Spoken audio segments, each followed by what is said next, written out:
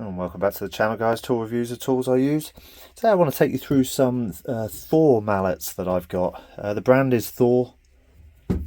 They're like club hammers, but all with different purposes. Had all of these for a long time now, and I've used them over the years sporadically.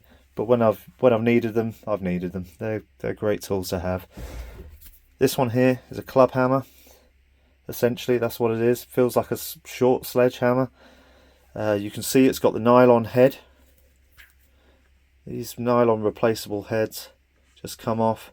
So when they get bashed up and beat up, which they do, you just can replace them.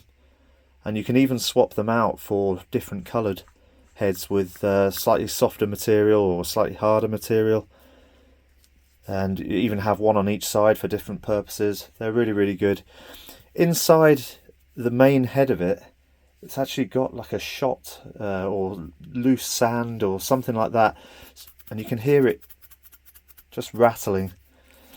What that does is, it's called a dead blow mallet, so if you're not familiar with it, when you whack something with it, all that shot goes up to the top, and then when the hammer impacts, it all goes down to the bottom and takes all the force into the object, as well as stops it from bouncing back at you. So it's really good to have. Really, really good to for if you compare it to something like a rubber mallet, a little cheapo one like this. When you hit something with a rubber mallet and it bounces back in all sorts of directions, well, over the course of the day, you're fighting that hammer constantly, redirecting it and all the rest of it, and that takes its toll on your hands, your wrists, your arms, and everything like that. So depending on what you're using it for, a dead blow is a really nice substitute for it. You might have seen common dead blows that look like this. These are pretty common in the States and the UK, and you can hear the shot that's in there. These are just cheap ones, but they do a good job as well.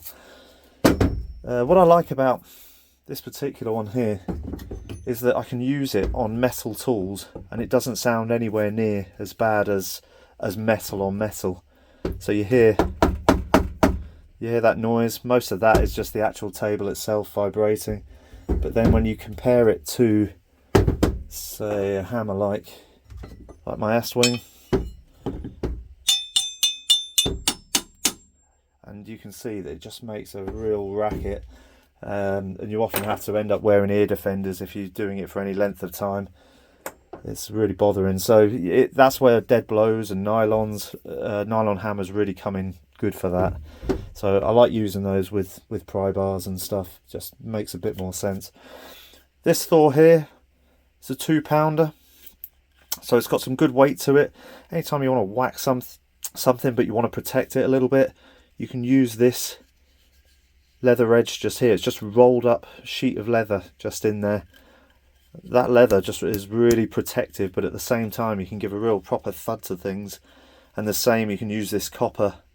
You see, because it's a soft malleable metal, it's just got a little bit more give than probably the metal that you're hitting, so it's pretty good for that.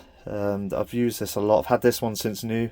It's not the prettiest hammer, but it sure is effective. It's a great bit of kit, and all of the hammers are by Thor. Just they're made in England. Been around for quite a long time as far as I can see. This one's a 38mm model. This is quite a standard size amongst them. The one that's smaller than this is more a little tapping hammer. This one's got a little bit more heft to it, but I'd say it feels like a 12-ounce hammer or something like that. But because it's plastic, it's just a slightly different feeling. You got the weight of the head. This isn't a dead blow, so it's got no shot or anything like that in it. But you see, it's got that non-marking nylon handle. It's got just a kind of cheap grip, but it does actually hold up all right. It's not coming away or anything like that. And the heads are non-marking, so a lot of glazers use these. Very popular with people that work with windows, PVC windows and stuff. The non-marking white nylon is very good. Yeah, it's a firm favourite. So yeah, I just wanted to take the time to show you some Thor hammers. Hope you've enjoyed. If you've got any suggestions or any questions or any comments, please drop them below. Like and subscribe, and I'll see you next time.